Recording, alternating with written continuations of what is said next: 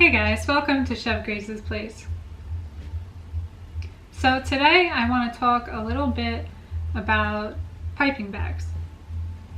There's a whole bunch of different options you can buy, so I just want to kind of give you a guide if you're just starting out with cake decorating or pastry for what you need to get started.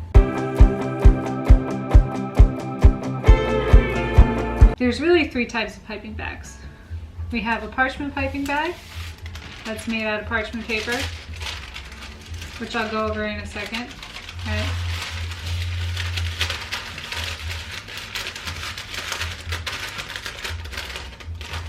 Pretty simple to make once you get the hang of it. Paper cone. Then you have what I think people probably use the most, which is a disposable piping bag. These are plastic, so they're not great for the environment, but I think this is what most people will go for. And then we have a reusable featherweight piping bag. I'm not really sure what this is made out of, to be honest with you. It seems like some sort of cloth that's coated in plastic. If you're really going to get into cake decorating, I really recommend getting one of these bags. This is a 16-inch one, but you can get ones that are even bigger. And they're great for when you're icing a cake and you're using a lot of the same flavor, or if you're doing big batches of pâte à choux. There's a number of things. Really this is good for any of your piping needs, but the one thing you want to think about is you might want to get two. One for cutting for big tips, like this one, and one for smaller tips, like this one. You can also have couplers for both large and small tips, but we'll get into that in a second. Now we're going to talk about tips. I really recommend buying a set over buying individual tips. I find that buying individual tips gets expensive and you can find better deals on sets. This is one of the first sets I ever got. It has a ton of tips. I don't even think I've used all of them yet. And it also comes with a rose nail. This one's a little beat up. Rose nails are for making buttercream roses and other flowers. You can imagine buying all this separately gets very expensive. So it's good to be on the lookout for a sale on tip sets. They usually happen around the holidays. So you'll see a lot of tips this size, and they fit this coupler. It's probably the most common size tip you're gonna see. And then you see big tips like this, right?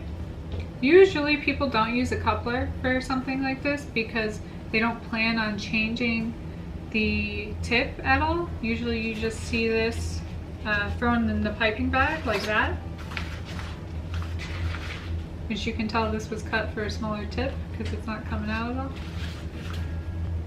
But I don't think you need a large variety of these big tips. I think if anything you just need two. You need a straight tip, which is a tip that doesn't have jagged edges, it's just flat on top, it's a hole. And you need a star tip, which has those jagged edges and creates those lines in the buttercream. You know, the kits are great, they're basic, but there's a couple tips that you're probably not going to find in a kit, and one of them is the Eclair tip. And this is not only great for filling eclairs because it's so long and it really gets the whole eclair without having to make several holes. It's also great for filling cupcakes. I think it comes out a lot better because it's so much more narrow than trying to do it with like a star tip or a straight tip. And it's also a little bit angled, so you can really kind of like stab it into the pastry. So one thing I think that people don't talk about when they show you how to make a parchment bag is you can cut the tip Most people will show you, oh, you cut the tip straight off, or even say, hey, you can put a tip into the bag. They didn't start out with tips, metal tips like this. They started out by cutting the tip of the paper bag in different shapes to get different outcomes. So I'm going to show you a little bit of that as well. Explaining how to make a piping bag is kind of harder than actually making one, but I'm going to do my best to show you how to make one. This is the most important part of the entire process of making a parchment bag. You need to make sure you have two right triangles out of this. If you remember from geometry, a right triangle, the corner of it, you have this 90-degree angle. Okay? You need a right triangle or it's not gonna work. So, to get a right triangle, do not match up the corners. Don't worry about matching up the corners, just match up the long end.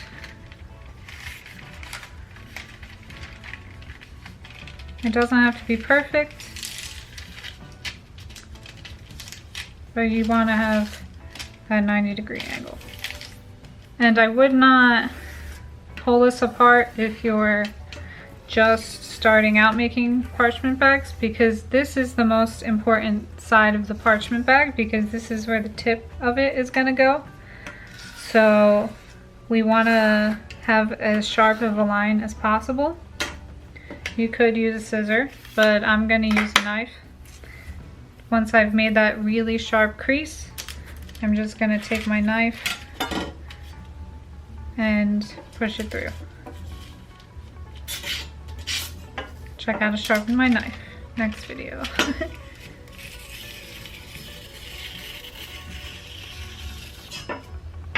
Alright. So once you have a nice sharp crease, you can see it's probably going to be hard to make a bag out of this one, because I actually cut away from the parchment paper, away from the crease. So I'm just going to cut that off before I start, especially since it's so close towards the middle, which is where our point's going to be. Now this is the hard part to explain, right? Because you would think that the tip goes here, but it's actually probably going to fall somewhere around here. Now people will tell you bring these to a point, but these tails don't actually match up to each other. So you really want to be looking up here. So I'm gonna roll it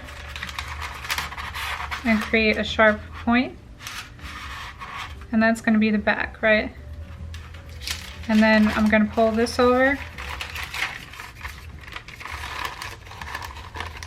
to also create a sharp point.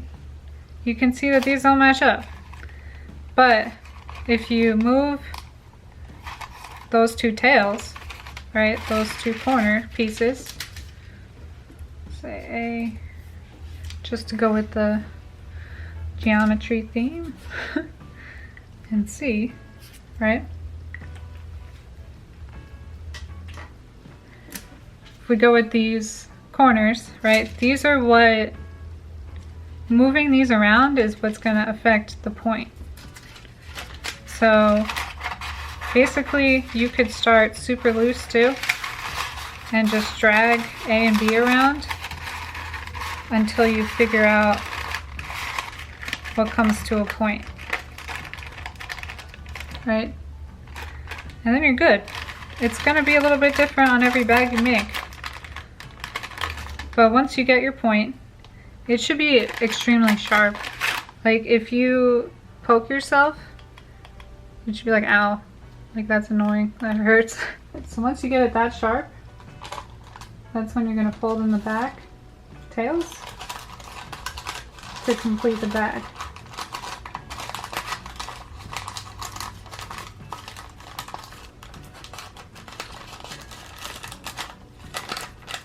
And it should stay that sharp. If it doesn't stay that sharp because you let go or something when you're folding in the tails, make sure you redo it. Right? And some people will also tear this and fold it in to keep it more sturdy. I usually don't, because I'm usually immediately filling it.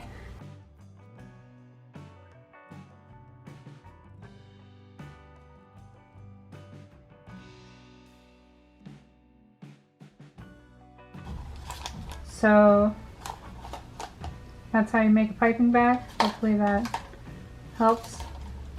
I'm going to show you what you can do with it now. Okay, so now I'm going to show you different ways you can cut the tip of a piping bag to get different designs. So the first thing you're going to want to do is load up your piping bag. The most important rule when loading your piping bag is that you don't overload it. Less is more.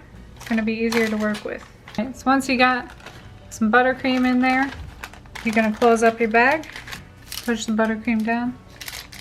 You don't want, that's why you don't fill it too much, because you don't want it coming out the back, okay?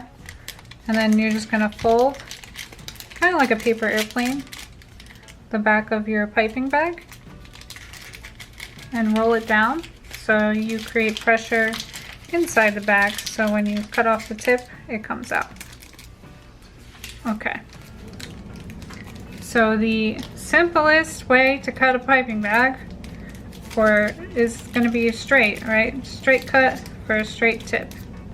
And that's super simple. You're going to decide how big you want it, right? The wider the tip, the wider the cut, the more is going to come out at once. So keep that in mind, especially if you're doing chocolate. I would only cut off that much because chocolate runs out really fast. But since we're doing buttercream, I'm going to cut it a little bit wider because buttercream is going to stay thicker.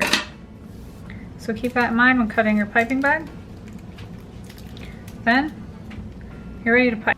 So the next cut I'm going to make is used to make leaves next to buttercream roses, and it's very useful for that particular function, although I'm sure there's plenty of other ones. So you can see I'm just cutting so the sides are open and it's a tip for the front. So how you would make a leaf with this, I mean, this is going to be a blue leaf, but whatever, right? You would just squeeze, squeeze, squeeze, squeeze. And you could see it's not even on both sides. So I'm actually going to cut it a little more on that side. Squeeze, squeeze, squeeze, squeeze. Pull. Right? So the more you drag it out,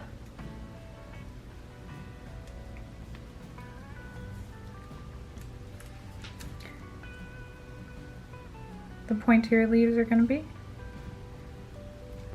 Okay, so although I'm not a fan of these disposable bags, I want to show you how to insert a coupler into a bag, and I just feel like because it's clear, it gives you a better understanding of how it works. You take the coupler and you put it in the bag. This is the same process for the reusable bag.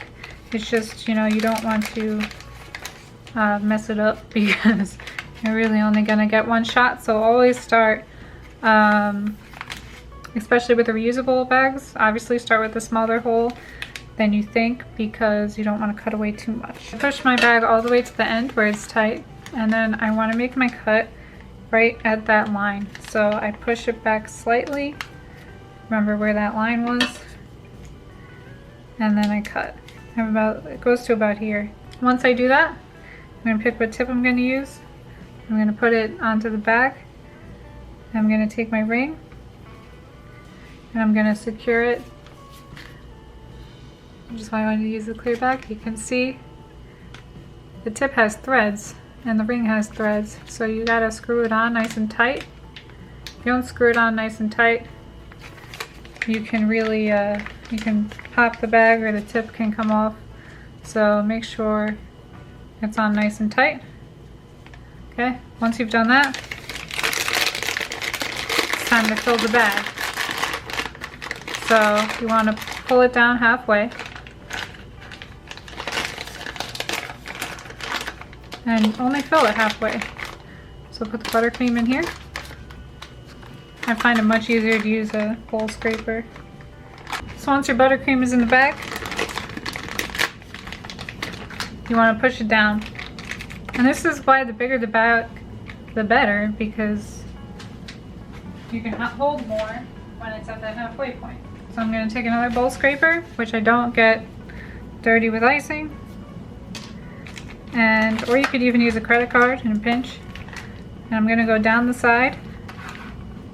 I'm not just going to go straight down, because by going down the side, that's going to let some of the air come out. And then go down the other side. You can see there's a big air bubble there. But you really want to use all of the icing, which is why you want to keep scraping down. Make it super tight, twist it, hold it between your thumb and your pointer finger, and then you're ready to pipe. Thanks for watching Chef Grace's Place. I hope you learned a little bit about the basics of piping and different piping bags you can use just starting out in pastry. Don't forget to subscribe, and I'll see you next time at Grace's Place.